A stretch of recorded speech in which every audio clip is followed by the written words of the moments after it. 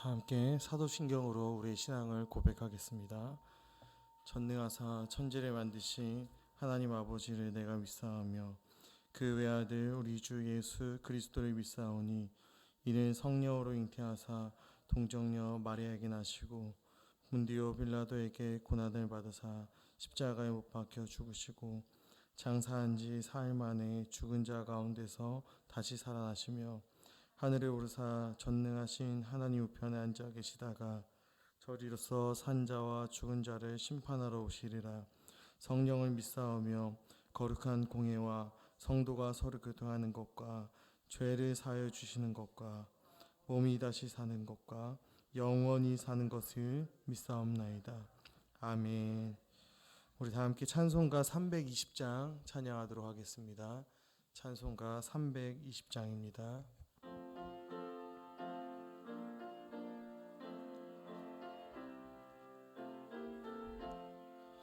나의 죄를 정케 하사 주의 일꾼 삼으신 구세주의 넓은 사랑 항상 찬송합니다. 나를 일꾼 삼으신 주 크신 능력 주시고 언제든지 주 뜻대로 사용하여 주소서. 내게 부어주시려고 은혜 예비하신 주의 은혜 채워주사 능력 있게 하소서. 나를 일꾼 삼으신 주 크신 능력 주시고 언제든지 주 뜻대로 사용하여 주소서.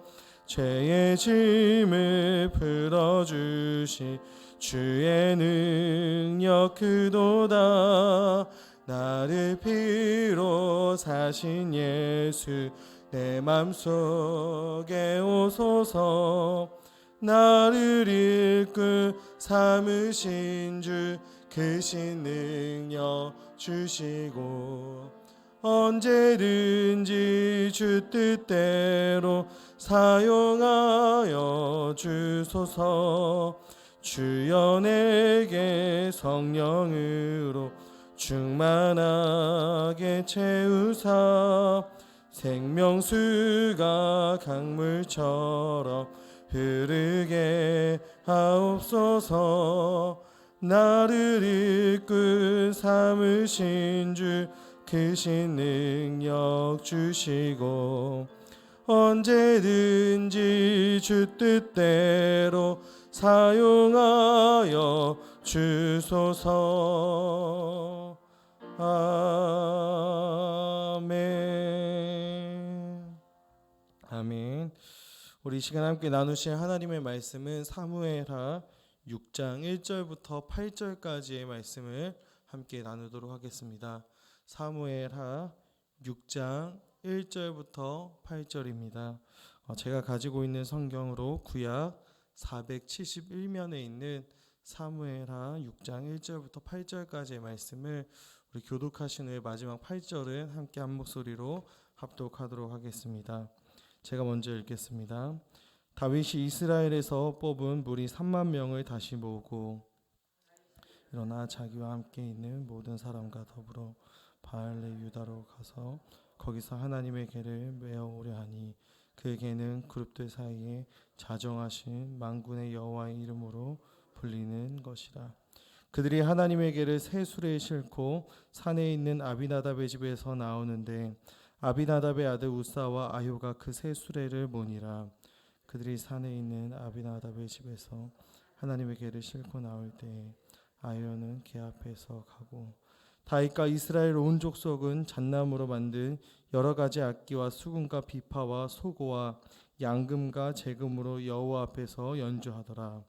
그들이 나곤의 타작마당에 이르러서는 소들이 띠므로 우사가 손을 들어 하나님의 궤를 붙들었더니 여호와 하나님이 우사가 잘못함으로 말미암아 진노하사 그를 그곳에서 치시니 그가 거기 하나님의 곁에서 죽으니라.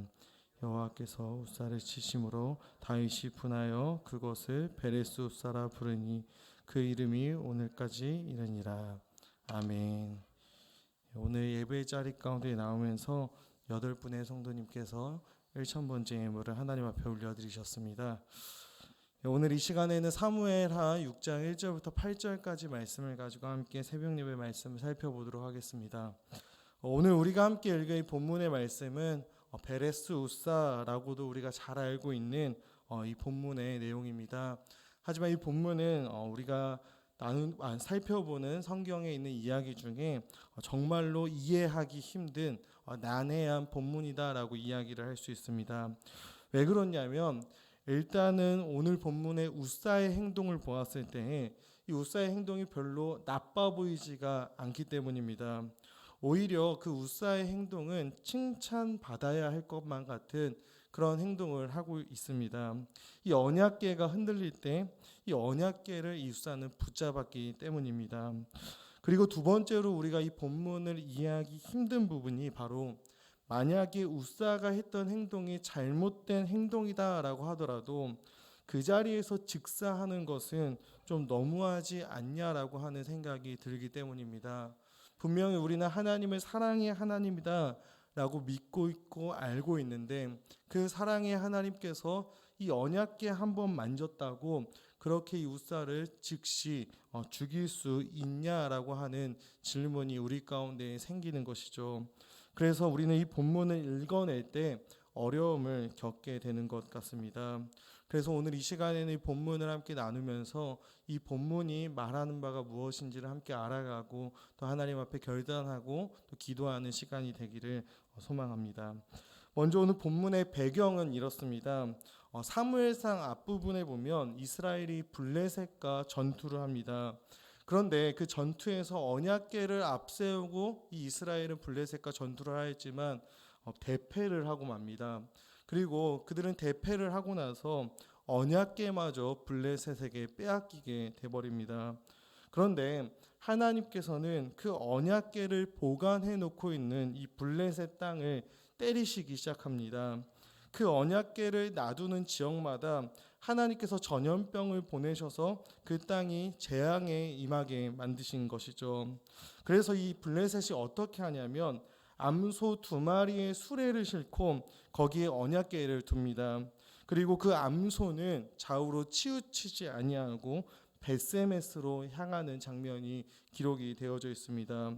그리고 나서 이 법궤, 이 언약궤를 어디다 보관하냐면 아비나답이라고 하는 사람의 집에 놔둡니다.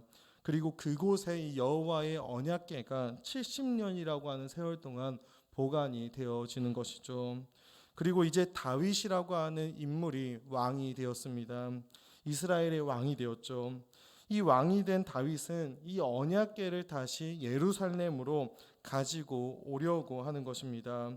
그리고 그 과정에서 지금 우사가 죽어나가는 장면이 오늘 본문에 기록되어져 있는 장면입니다. 그렇다면 왜 하나님은 우사를 이렇게 죽이신 것일까요? 우리가 이것에 대해서 살펴보면서 다윗이라고 하는 인물 그리고 우사라고 하는 인물에 대해서 한번 생각해 보았으면 좋겠습니다.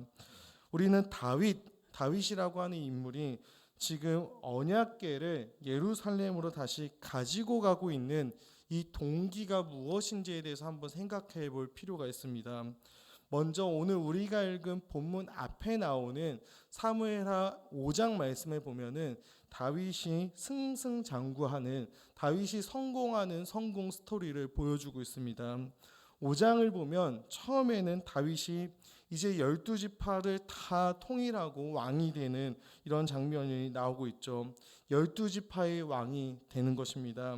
그리고 그 다음에 여부스 사람들이 가지고 있었던 이 시온성 예루살렘마저 이 다윗이 탈환하고 빼앗게 되는 것이죠. 그리고 그 다음에 이 다윗의 가정이 얼마나 안정되었는지를 보여주고 마지막으로 5장에서 이 블레셋과의 전쟁에서 다윗이 승리하고 있는 장면까지 이 사무엘하 5장은 이 다윗의 이야기를 보여주고 있습니다. 다윗은 지금 이스라엘 나라 내부적으로 그리고 외부적으로 안정을 취하고 있고 승승장구하고 있는 그러한 상황인 것입니다. 그리고 그러한 상황에서 지금 오랜 시간 동안 베세메스라고 하는 이 시골에 있었던 이 여호와 하나님의 언약궤마저 다윗성으로 옮기려 하고 있는 것입니다. 다윗은 왜 이 언약궤를 이 예루살렘으로 옮기려 했던 것일까요? 정치적으로, 군사적으로, 심지어 가정적으로 이 다윗은 안정이 되었습니다. 이제 무엇만 남은 것일까요? 종교적인 것만 남은 것입니다. 다윗은 모든 것에 있어서 승승장구하고 싶었던 것이죠. 그걸 어떻게 알 수 있을까요? 언약궤라고 하는 것은 하나님이 임재하신다. 하나님의 임재의 상징이 바로 이 언약궤입니다. 그러면 이 언약궤를 옮기기 위해서는 다윗이 누구에게 물어봐야 하는 것일까요? 하나님께 여쭤야 하는 것입니다. 자기 마음대로 이것을 움직이면 안 되는 것이죠.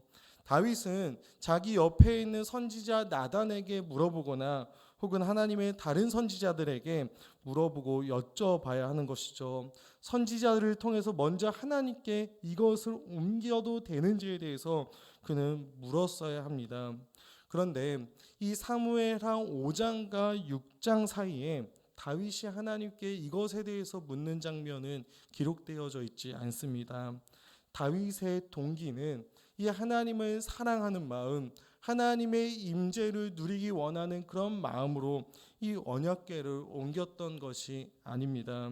자신의 종교적인 성공을 위해 상당히 정치적인 선택을 지금 다윗은 하고 있었던 것입니다. 다음으로는 우사입니다. 이 언약궤는 아비나답의 집에서 70년이나 있었습니다. 우사는 이 아비나답의 아들이었다라고 오늘 본문은 이야기하고 있죠. 그는 아버지 아비나답을 통해서 이 언약궤가 어떻게 이곳까지 왔으며 이 언약궤가 무엇이었고 이 무엇을 의미하는지 수없이 많이 들었을 것입니다. 그리고 그런 언약궤를 지금 통일 왕국 이스라엘의 왕인 이 다윗이 자기의 무리 3만 명을 이끌고 이 언약궤를 가지러 오는 것입니다. 그리고 그들이 이제 언약궤를 싣고 나오는데 아비나답의 아들 우사와 아효가 이 수레를 몰게 되는 것이죠. 그렇게 가는 그 길에 이제 나곤의 타작마당에 이르렀습니다. 그런데 갑자기 이 수레를 모는 이 소들이 뛰기 시작하는 것입니다. 소들이 뛴다라고 할 때 히브리 원문으로 보면 이것이 비틀거리다라고 하는 의미가 됩니다. 소들이 갑자기 비틀거리는 것이죠.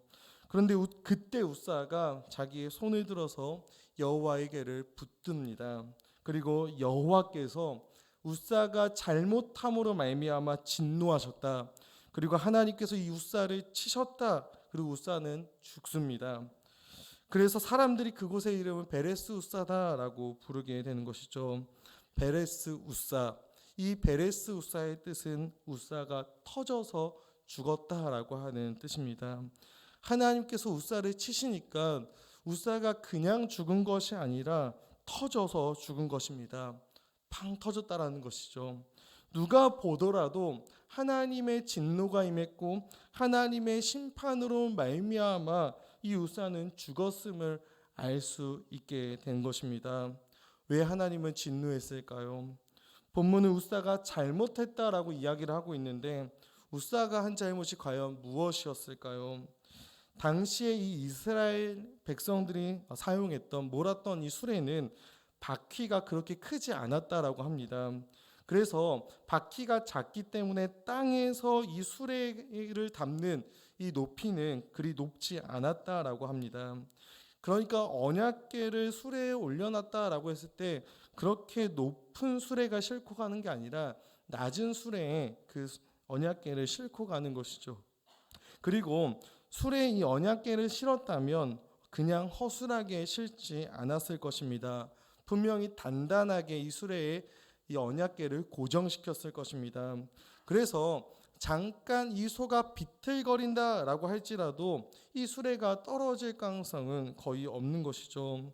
본문을 우리가 자세히 보아도 이 수레가 떨어지려고 한다라고 하는 표현은 없습니다. 다만 소가 띠므로 이 소가 비틀거림으로 우사가 손을 들어 이 언약궤를 붙들었다라고 하는 이야기만 나오고 있습니다. 그렇다면 왜 이 소가 비틀거렸을까요? 왜 이 소가 뛰었을까요?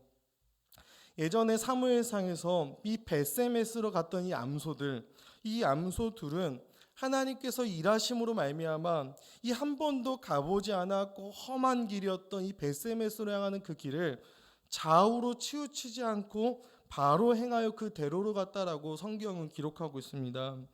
근데 지금 이 소들은 다윗의 많은 무리들이 따르고 있고 심지어 우사와 아요가 이 소를 이끌고 있음에도 불구하고 이 소는 날뛰기 시작하고 비틀거리는 것입니다. 왜 그럴까요?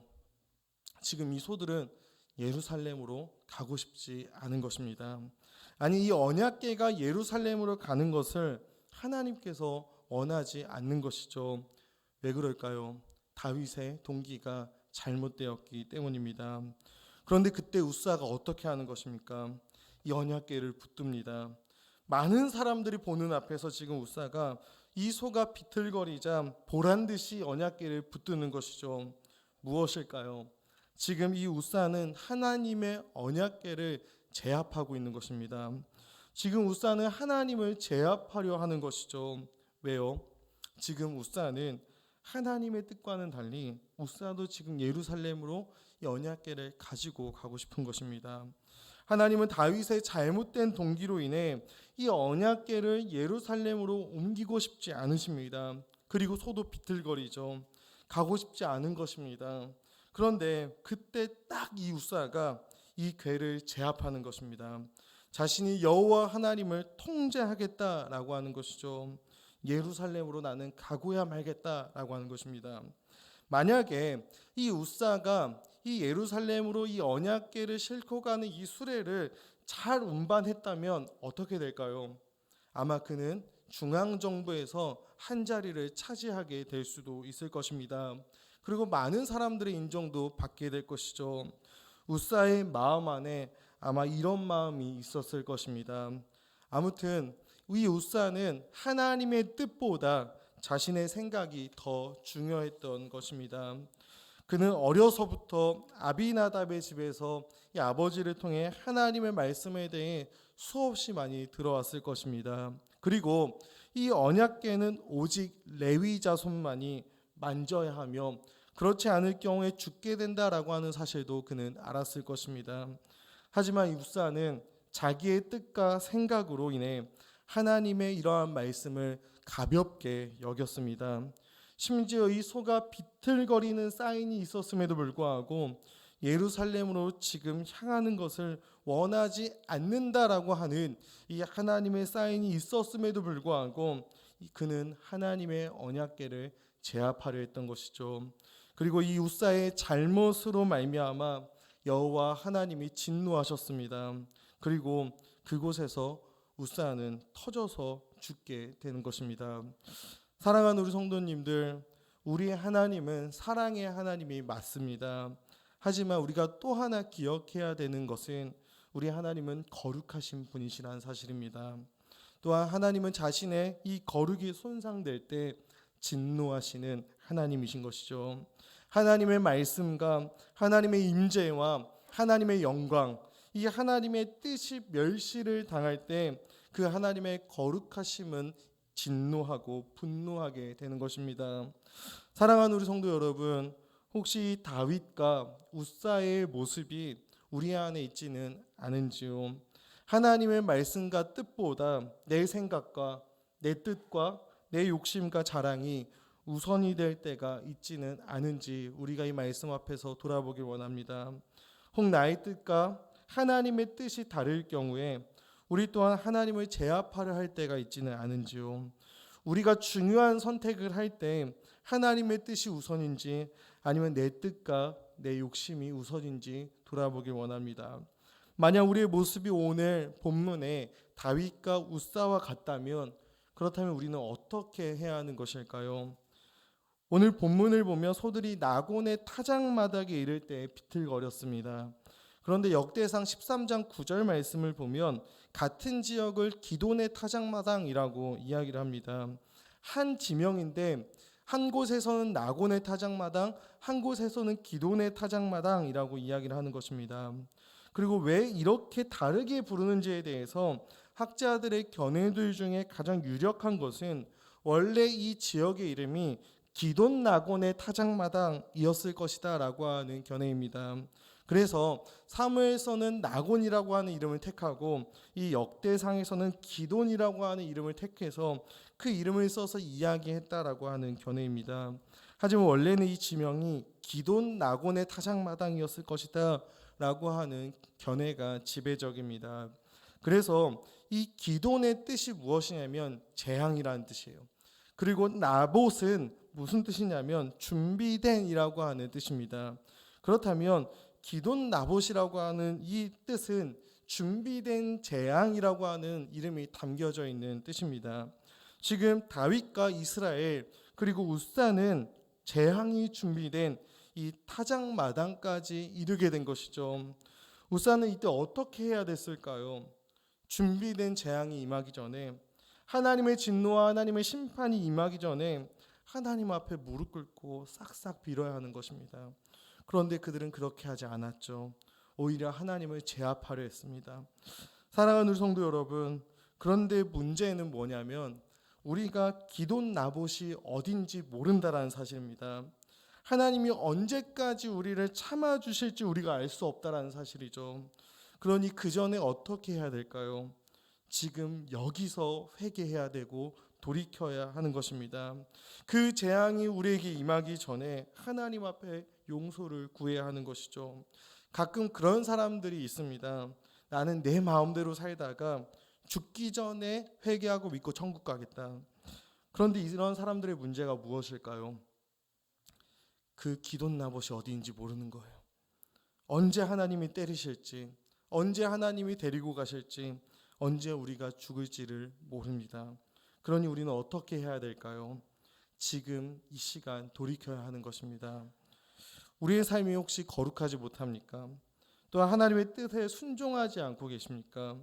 내 뜻과 나의 욕심이 하나님보다 더 중요하십니까? 내 욕심을 이루기 위해서는 하나님을 통제하고 싶어하는 마음이 우리 안에 있습니까?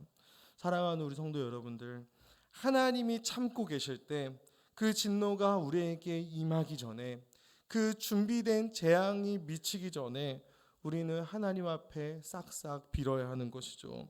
하나님께서 우리를 치시기 전에 돌이켜야 하는 것입니다. 소가 비틀거리는 사인이 있을 때 하나님의 뜻을 알아채고 우리의 욕심과 뜻을 이루려고 하는 그 일을 우리는 멈춰서야 하는 것이죠. 그래서 하나님께서 우리에게 원하시는 거룩을 지키며 살아가는 우리 모두가 되기를 간절히 소망합니다. 하나님을 통제하고 제압하려 하는 삶이 아니라 하나님의 말씀에 순종하고 그분의 뜻대로 살아가는 삶이 되기를 간절히 소망합니다. 내 욕심과 내 뜻을 내세우는 삶이 아니라, 그래서 그것을 위해 하나님의 말씀을 너무나도 가볍게 여기는 그러한 삶이 아니라 주의 뜻이 우리의 삶 가운데 이루어지기를 우리가 간절히 소망하며 그 뜻을 이루며 살아갈 수 있는 우리 모두가 되기를 간절히 소망합니다. 제가 한번 기도하도록 하겠습니다.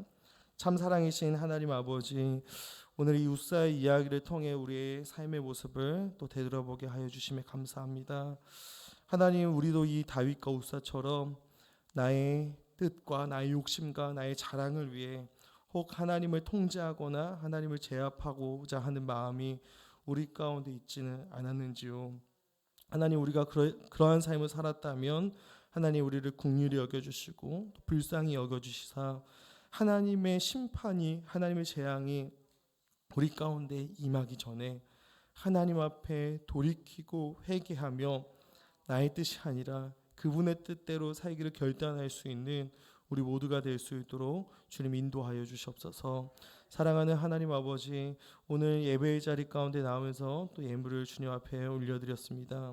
주님 기뻐 받아주시고 우리가 드릴 때마다 하나님 앞에 받은 그 은혜 앞에 감사함으로 또 인색하지 않게 드릴 수 있는 우리 모두가 될 수 있도록 주님 인도하여 주시옵소서. 모든 것 감사드리며 살아계신 예수 그리스도의 이름 받들어 기도합니다. 아멘. 하늘에 계신 우리 아버지요, 이름이 거룩히 여김을 받으시오며 나라의 임하옵시며 뜻이 하늘에서 이루어진 것 같이 땅에서도 이루어지이다. 오늘날 우리에게 일용할 양식을 주옵시고 우리가 우리에게 죄진 자를 사하여 준 것 같이 우리의 죄를 사하여 주옵시고 우리를 시험에 들게 하지 마옵시며 다만 악에서 구하옵소서. 대개 나라와 권세와 영광이 아버지께 영원히 쌓옵나이다. 아멘. 우리 시간에 함께 계속해서 우리 금주의 기도 제목을 가지고 기도하도록 하겠습니다. 먼저 축의 구역 대신방을 통해 우리 구역마다 하나님이 주시는 은혜와 회복이 있을 수 있도록, 또한 새롭게 시작되는 이 제자 훈련반을 통해서 또 주님의 신실한 제자가 될 수 있도록 인도하여 달라고, 입시와 취업 또 결혼과 잉태를 준비하는 우리 자녀들의 앞길을 하나님의 은혜로 인도하여 달라고 우리 공동체의 이 기도 제목 가지고 기도하신 후에 계속해서 개인의 기도로 나아가도록 하겠습니다. 기도하겠습니다.